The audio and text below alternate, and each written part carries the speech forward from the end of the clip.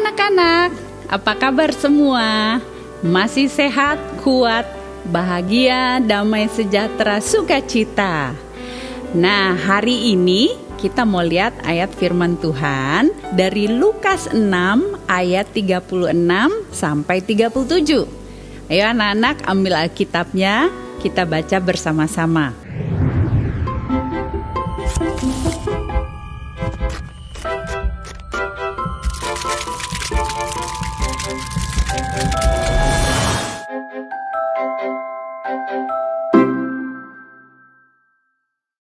Lukas 6 ayat 36 sampai 37.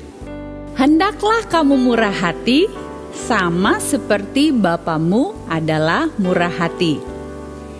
Janganlah kamu menghakimi, maka kamu pun tidak akan dihakimi. Dan janganlah kamu menghukum, maka kamu pun tidak akan dihukum. Ampunilah dan kamu akan diampuni.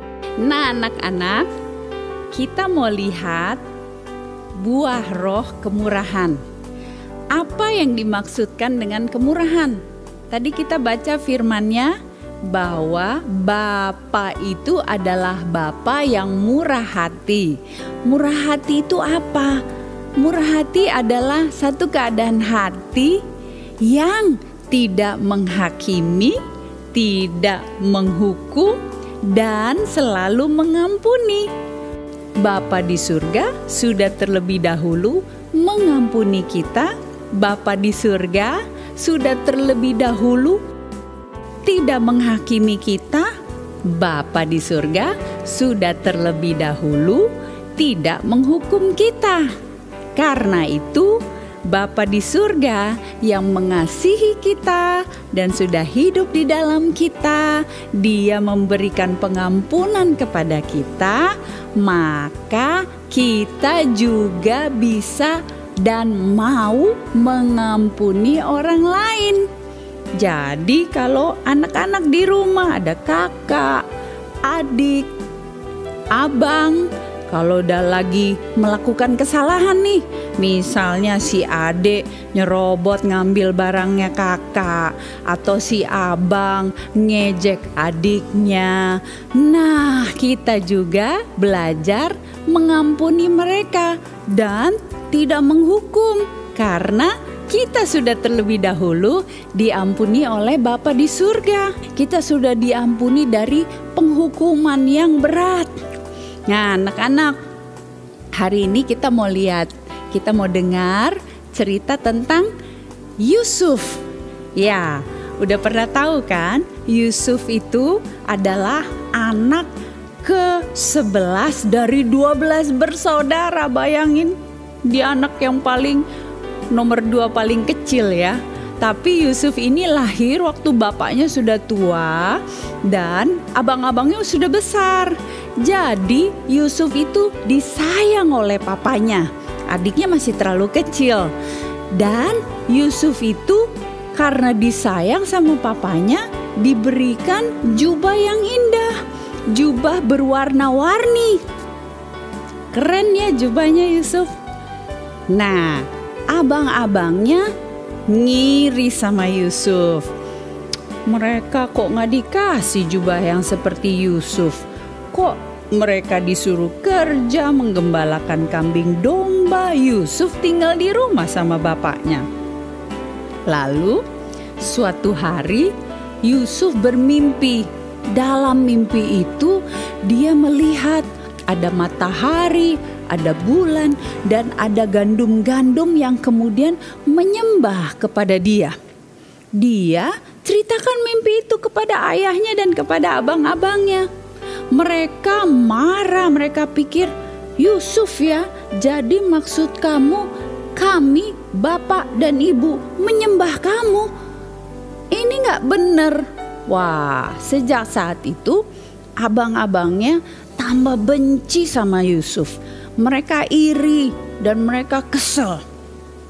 Nah, suatu hari Yusuf diutus bapaknya untuk mengantar makanan untuk abang-abangnya di ladang. Yusuf bawa dengan sukacita. Tiba-tiba abang-abangnya lihat dari jauh.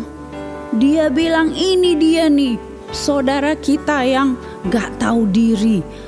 Yuk kita bunuh saja dia. Apa yang terjadi? Mereka rebut jubahnya Yusuf, lalu mereka lempar Yusuf masuk ke dalam lubang. Mereka mau bunuh dia supaya mati. Yusuf, sabar ya. Lalu apa yang terjadi? Lewatlah pedagang-pedagang. Dan mereka berpikir, sudahlah daripada Yusuf kita bunuh, kita jual saja kepada pedagang supaya Yusuf jadi budak di Mesir. Nah, diangkatlah Yusuf dari lubang, dijual kepada pedagang. Yusuf diseret, dibawa di padang gurun sampai ke Mesir. Di Mesir, di tempat yang Yusuf gak kenal. Yusuf masih kecil loh, waktu itu kira-kira umurnya 16-17 tahun. Tapi di situ Alkitab mencatat bahwa Tuhan sayang pada Yusuf dan Tuhan menyertai Yusuf. Sehingga waktu Yusuf kerja di rumah Potifar, Yusuf diberkati dan semua yang dia lakukan berhasil. Sehingga tuannya, Bapak Potifar, senang dengan Yusuf. Nah, tapi Yusuf kemudian difitnah oleh istri Potifar. Yusuf dijeblosin ke dalam penjara. Bayangkan.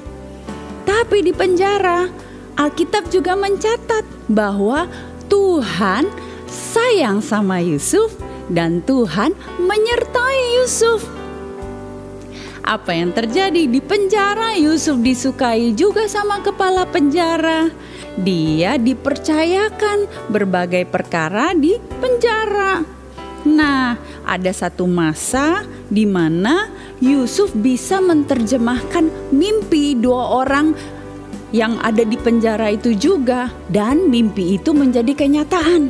Setelah sekian lama, raja yang memerintah di negeri itu, Firaun, kemudian mendapatkan mimpi. Dan dia sangat terganggu dengan mimpinya. Dia panggil semua orang pintar, dia panggil ahli-ahli untuk menafsirkan mimpinya. Tapi gak ada yang bisa.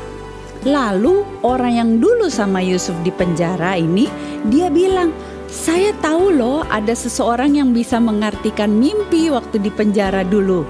Maka Firaun suruh panggil orang itu. Yusuf dibawalah kepada Firaun. Dan Yusuf mengartikan mimpi dari Firaun itu. Bahkan bukan saja mengartikan, karena Yusuf diberi hikmat sama Tuhan dan Yusuf memberikan jalan keluar atas mimpi itu. Wah, Firaun senang.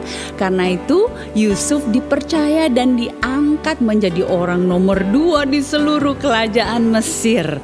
Bayangkan, dari masuk lubang sumur, masuk penjara, sekarang Yusuf menjadi penguasa pemerintah yang besar. Satu hari semua negeri menjadi kering dan banyak orang kelaparan. Tetapi di negeri di mana Yusuf ada tidak terjadi kelaparan. Sebab Yusuf sudah melakukan tindakan untuk mencegah itu. Nah, datanglah abang-abang Yusuf dari negerinya menemui Yusuf. Mereka gak kenal ini Yusuf. Lalu mereka minta dan beli makanan. Yusuf kenal siapa mereka. Nah, anak-anak, kalau anak-anak gimana? Kesel dong pasti ya. Lihat, ini abang-abangku dulu nih yang mau bunuh aku ini, yang lempar aku di lubang sumur. Karena itu aku jadi masuk penjara menderita bertahun-tahun, berpuluh-puluh tahun. Sekarang mereka datang minta makan sama aku. Yusuf kasih gak makanan? Yusuf kasih. Yusuf pelihara mereka. Malah Yusuf bawa semua keluarga, ayahnya dan semua kaum dan bangsanya supaya tinggal bersama dengan Yusuf di negeri yang tidak mengalami kelaparan. Nah, anak-anak, di sini kita mau belajar.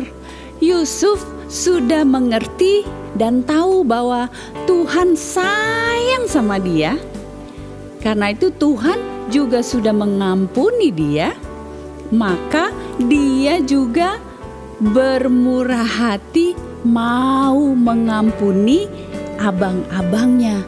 Bahkan kemudian memelihara, memberi mereka makan dan menjaga mereka, berbuat baik kepada mereka.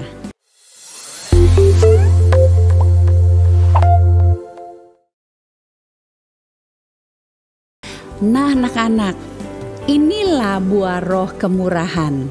Karena Tuhan sudah lebih dahulu mengampuni kita, Dia tidak menghakimi kita, Dia tidak menghukum kita, tetapi justru Dia yang menjadi hukuman, gantikan tempat kita di kayu salib.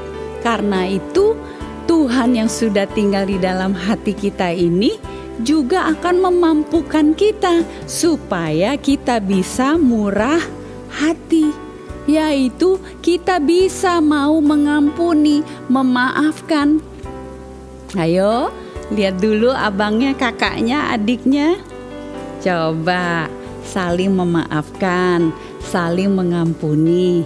Anak-anak juga memaafkan papa mama. Misalnya papa mama janji tapi belum bisa ditepati. Atau juga ada teman yang berbuat nakal, merebut mainan, atau ada teman yang berbuat tidak baik kepada anak-anak. Anak-anak juga mau mengampuni, apalagi mengampuni adik, mengampuni kakak atau abang. Sama-sama ingat cerita Yusuf. Dia dibuang di lubang sumur, bahkan mau dibunuh. Dia dilempar, dia dihina, dia dikucilkan. Tapi dia masih bisa berkata, "Jangan, aku tahu bahwa Tuhan punya rencana." Karena itu Yusuf mau mengampuni mereka. Nah, anak, mari kita mau belajar untuk selalu ingat bahwa Yesus, Tuhan yang sudah mengampuni kita, ada di dalam kita. Karena itu kita juga bisa mengampuni setiap orang yang berbuat salah kepada kita. Nah, kita mau berdoa sekarang. Kalau anak-anak ada nih masih kesel dalam hati sama abang, sama kakak, atau sama adik, atau sama teman, atau kesel sama papa, atau sama mama, Tuhan Yesus dalam hati yang memampukan anak-anak untuk bisa mengampuni. Yuk kita berdoa. Yuk bangkit berdiri, ya, taruh tangan anak-anak di dada. Kita mau berdoa. Ikuti doa Mami Maya ya. Tuhan Yesus, terima kasih Engkau sudah mengampuni aku. Ajar aku untuk mengenal dan selalu ingat kasih-Mu dalam hidupku. Karena itu aku mau mengampuni teman yang bersalah kepada aku, mengampuni abang atau kakak atau adik yang mengesalkan aku, juga mengampuni papa atau mama yang ingkar janji sama aku. Dan begitu juga aku mau belajar untuk minta maaf jika aku melakukan kesalahan. Terima kasih Tuhan Yesus, Engkau ada di dalam aku. Karena itu aku menjadi anak-Mu. Haleluya. Amin. Dan anak-anak, sebelum itu juga, jika ada anak-anak yang ingin mengelir, memberi warna gambar-gambar yang ada di edisi-edisi Big Junior, kita akan tampilkan di minggu depan. Anak-anak tinggal screenshot, pilih gambarnya yang mana, lalu anak-anak kirim ke WA nomor Big Junior ini. Nanti akan diberikan gambar yang kosong, anak-anak bisa print, warnai, lalu foto saja. Nanti minggu depan kami akan tampilkan gambar-gambar yang anak-anak sudah beri warna. Mau dari edisi sekarang atau yang minggu lalu atau yang minggu-minggu sebelumnya, Silakan pilih. Puji Tuhan. Anak-anak, jangan lupa juga subscribe channel Big Junior, lalu like dan share kepada teman-teman supaya teman-teman juga bisa mendengarkan kabar baik tentang Yesus Kristus. Nah, mari kita berdoa. Tuhan Yesus, terima kasih untuk hari ini. Kami percaya perlindungan-Mu sempurna, penyertaan-Mu sempurna bagi kami dan keluarga sepanjang minggu. Kami angkat tangan kami terima berkat yang terbaik daripada-Mu. Haleluya. Amin. Tuhan berkati. Shalom.